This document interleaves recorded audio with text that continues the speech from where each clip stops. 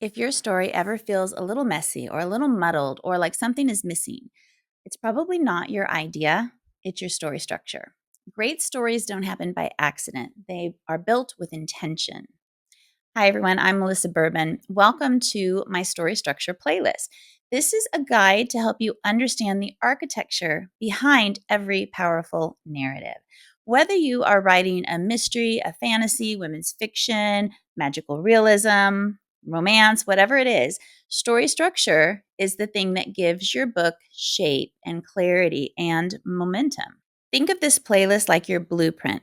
We're going to walk through the major structural models that you can use to craft your story with intention. Things like the 3 act structure, the hero's journey, save the cat. We go through story arcs and pinch points and midpoints and turning points and hidden architecture and internal versus external structure.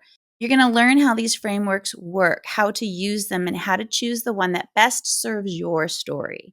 Each video builds on the one before. It's giving you a step-by-step guide to crafting a story readers won't want to put down. Start with the first video, grab your notebook, and let's dig in. Build your story from the foundation up.